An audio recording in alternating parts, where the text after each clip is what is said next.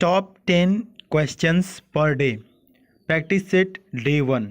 इसमें आपको इंग्लिश के 10 महत्वपूर्ण क्वेश्चन दिए जाएंगे और उसका एक्सप्लेन भी किया जाएगा। हमारे साथ साथ आप भी इन प्रश्नों को सॉल्व करने की कोशिश करेंगे और देखेंगे कि आपको कितना आता है और कितना नहीं आता है। ठीक है, चलिए शुरू करते हैं। पहला क्वेश्चन आपके सामने है।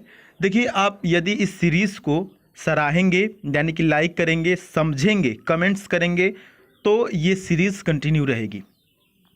यहाँ पर क्वेश्चन फर्स्ट जो है वो कह रहा है कि I asked the shopkeeper do you have change for a 500 rupees note, no either.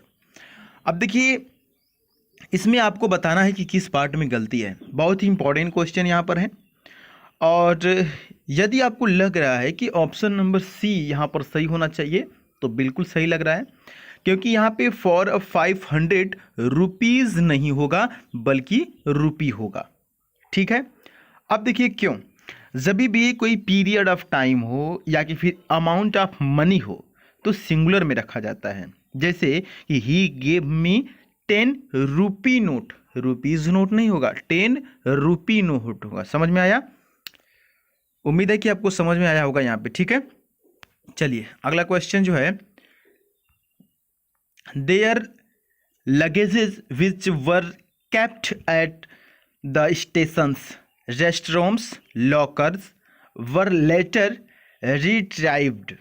अब देखिए, यहाँ पर जो इरर है ये पार्ट ए में ही इरर है। आप देख सकते हैं यहाँ पे लगेजेस नहीं होता है।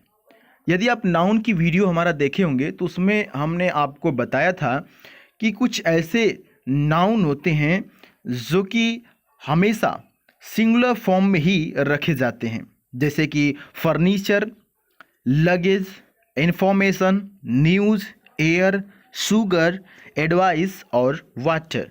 ठीक है, नहीं देखे होंगे नाउन की वीडियो तो आप देख सकते हैं, प्लेलिस्ट में रखा हुआ है। अगला जो क्वेश्चन है फिल इन द ब्लैंक से आपके सामने है, the dash with which the manages the task is remarkable. अब यहाँ पे ऑप्शन नंबर सी सही हो जाएगा। यहाँ पे आपको वोकैब आना ज़रूरी है। ईज का मतलब होता है आसानी से, तो यहाँ पे कहने का मतलब होगा कि जितनी आसानी से वह कार्य का प्रबंधन करती है। ठीक है, सी है तो यहाँ पे फीमेल होगा, करती है, वह उल्लेखनीय है, यानी कि द टास्क इज रिमार्केबल। अगला जो क्वेश्चन है वो भी फिल इन द ब्लैंक से है आपके सामने, डैश अराउंड द बुश। अब देखिए, अराउंड द बुश ये हम आपको करा चुके हैं। उम्मीद है कि आपको ये समझ में आया होगा। इसका आंसर सही हो जाना चाहिए आपके हिसाब से। जी बिल्कुल, आपके हिसाब से यदि ऑप्शन नंबर दूसरा सही है तो बिल्कुल सही है। To beat around the bush ये एक ईडियम है। ठीक है, ये एक ईडियम है, to beat around the bush, और इसका मतलब होता है किसी भी बात को घुमा फिरा के कहना। ठीक है, अगला जो क्वेश्चन है वो आपको एंटोनिम बताना है अडल्ट्रेट का। अडल्ट्रेट का मतलब होता है मिलावट करना। इसका उल्टा आपको बताना है, उल्टा हो जाएगा प्योरीफाई। प्योरीफाई का मतलब होता है निर्मल करना या कि फिर शुद्ध करना। ठीक है, उम्मीद है कि आपको ये समझ में आया होगा। अडल्ट्रेट जो वर्ड है ये काफ़ी इंपॉर्टेंट है, इसको याद रखेंगे, लिख लेंगे।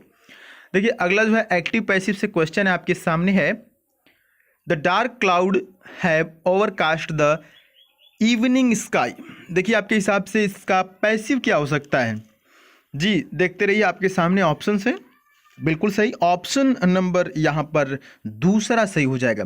अब देखिए, ओवरकास्ट के बाद जितना ये होगा द इवनिंग स्काई, ये सब ऑब्जेक्ट को बनाएंगे सब्जेक्ट, द इवनिंग स्काई।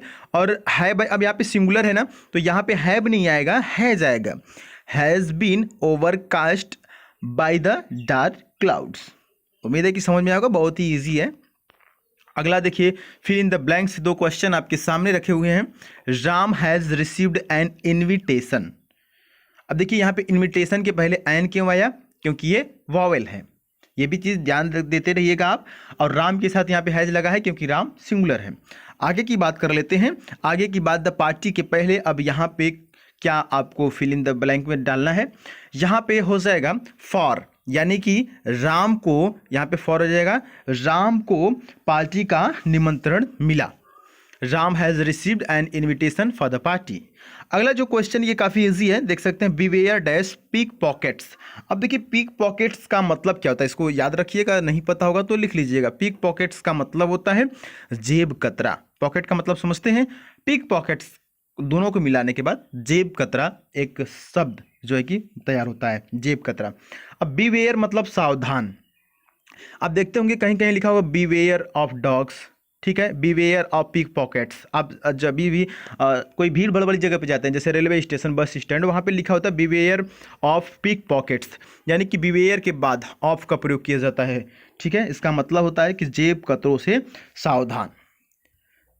अगला क्वेश्चन आपके सामने दिख रहा है, identify the antonym of the given word exonerate. ये काफ़ी इंपॉर्टेंट वर्ड है, इसको लिख लीजिएगा।